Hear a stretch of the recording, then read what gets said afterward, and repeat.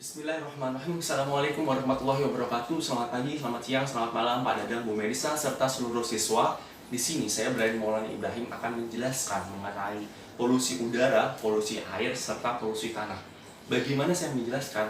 Mari kita simak yang pertama, yaitu polusi udara. Akan dijelaskan oleh teman saya, Maulana.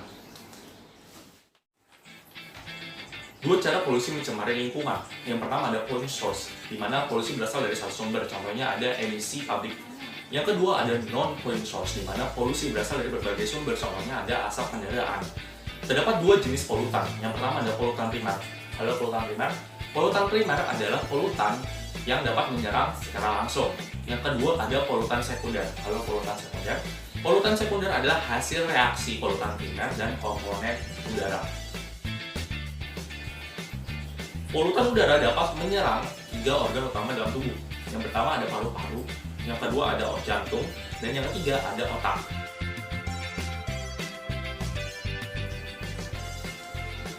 Polutan dapat sangat mudah masuk ke dalam tubuh saat bernapas. Dapat menyebabkan penyakit yaitu asma, emfisema, bronkiolitis, dan kanker. Polutan udara juga dapat masuk ke dalam pembuluh darah, menyebabkan jantung stres, stroke, hingga serangan jantung.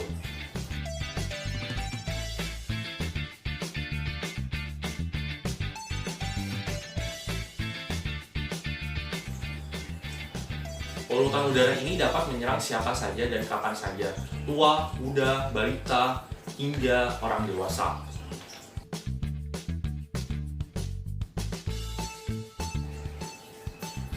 5 tips dari WHO untuk mencegah polutan udara.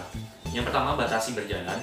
Yang kedua, batasi menghabiskan waktu pada daerah ramai kendaraan, seperti lampu merah. Yang ketiga, olahraga di tempat yang aman. Yang keempat, batasi penggunaan kendaraan. Yang kelima, jangan membakar sampah.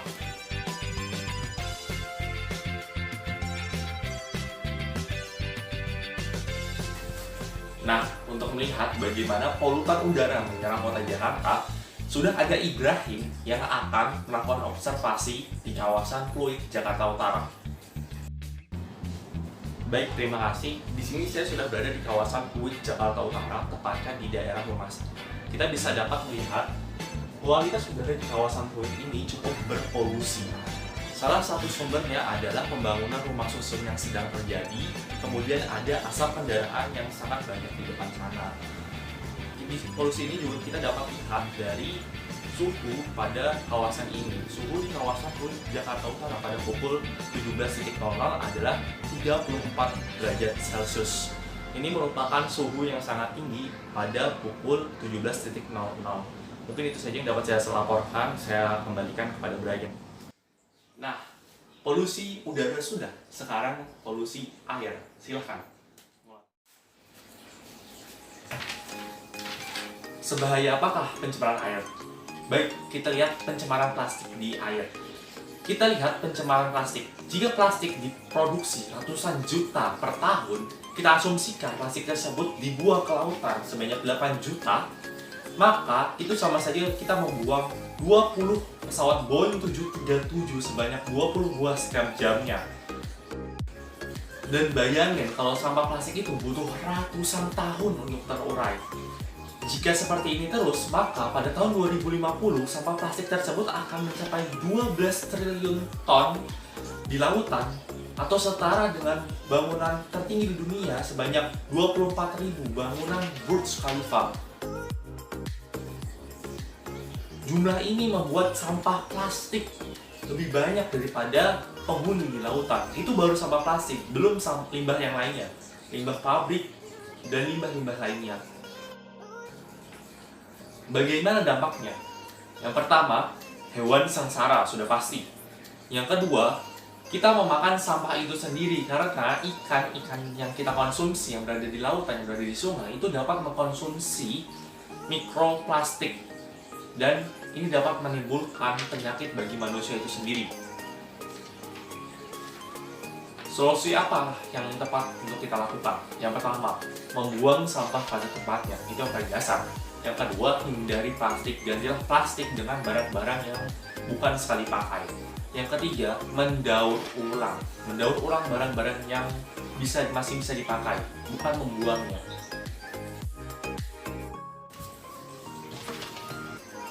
Nah, bagaimana polusi air ini terjadi di Jakarta? Sudah ada rekan saya Ibrahim yang berada di kawasan Kalisunter, Jakarta Utara. Terima kasih Brian. Selamat pagi, selamat siang, selamat sore, selamat malam dimanapun Anda berada. Di sini saya Ibrahim berada di kawasan Danau Sunter. Bisa dilihat Danau Sunter memiliki kualitas air yang sangat baik, tapi di samping-samping Danau Sunter ini terdapat sampah-sampah yang berserakan. Bisa dilihat di situ ada kantong plastik di mana-mana, kemudian ada sampah bekas makanan di mana-mana. Kemudian tadi saya mengambil stempel dari Danau Sunter ini, air Danau Sunter ini. Ini adalah air dari Danau Sunter. Bisa dilihat airnya berwarna keruh, berwarna abu-abu. Ini menandakan bahwa air di Danau Sunter ini sudah keruh. Mungkin itu saja laporan dari saya. Saya kembalikan ke Brian di studio. Nah, mantap, polusi air sudah. Sekarang tinggal yang terakhir, yaitu polusi tanah. Silahkan, Maulana. Bagaimanakah dengan pencemaran tanah? Pencemaran tanah adalah keadaan di mana bahan kimia buatan manusia masuk dan mengubah tanah alami. Tanah alami, tanah yang tidak ada apa-apanya, buatan alam, dapat dicemari oleh bahan buatan manusia. Polusi tanah terjadi karena pertama, banyaknya sampah. Ya, sampah lagi. Sampah merupakan penyebab utama terjadinya pencemaran tanah. Yang kedua, masuknya limbah ke dalam tanah. Limbah pabrik, limbah rumah tangga, itu dapat mencemari tanah. Yang ketiga, keluarnya zat beracun. Zat beracun yang dikeluarkan oleh bidang industri itu menyebabkan pencemaran tanah dan dampaknya sangat besar.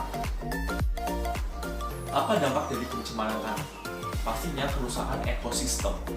Kita tahu bahwa di tanah itu terdapat jutaan ekosistem. Cacing, semut, tumbuhan, itu dapat mati sekejap saja apabila tanahnya tercemar. Dampak ini bisa kita lihat gitu. Di Jakarta sendiri yang terkenal adalah TPST Bantar Gebang. Di situ sudah bergunung-gunung sampah yang tertimbun. Itu merupakan salah satu contoh dari pencemaran tanah yang ada di Indonesia, tepatnya di Jakarta. Bagaimana cara menanggulangi pencemaran tanah tersebut? Yang pertama, membuang sampah pada tempatnya. Ya, membuang sampah pada tempatnya, bukan membuang sampah kepada tanah. Yang kedua, mengurangi penggunaan pestisida. Pestisida mengandung racun, dan racun tersebut dapat mencemari tanah. Yang ketiga, limbah tidak dibuang ke tanah. Limbah tidak dibuang ke tanah. Limbah pabrik, limbah industri itu tidak dibuang ke tanah, tapi di tempat yang lain.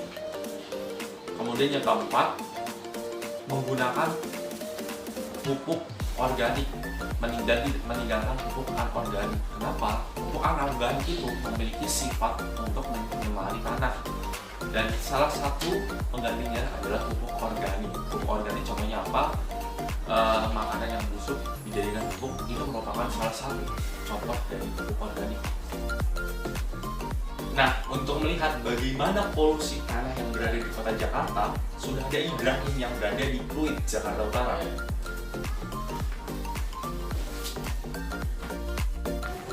Baik, terima kasih. Di sini saya sudah berada di kawasan rumah saya, tepatnya di Pluit, Jakarta Utara, di mana di belakang saya terlihat tumpukan sampah, di mana sampah ini adalah sampah bekas pembangunan sebuah ruko.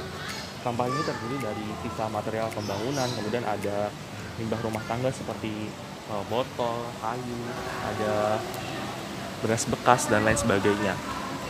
Limbah ini menurut saya belum terlalu berbahaya, hanya karena tidak memiliki zat-zat yang berbahaya.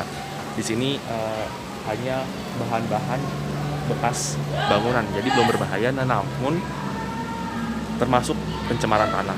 Mungkin itu saja yang dapat saya sampaikan. Saya kembalikan ke Brian. Nah, itu tadi penjelasan saya mengenai polusi udara, polusi air, serta polusi tanah. Jika ada pertanyaan, silakan hubungi nomor di bawah ini serta email di bawah ini. Saya mohon maaf apabila ada kesalahan, baik itu kesalahan materi maupun kesalahan kata. Kesempurnaan hanya milik Allah semata dan kesalahan hanya milik saya semata. Sekian dari saya. Wassalamualaikum warahmatullahi wabarakatuh. Sampai jumpa.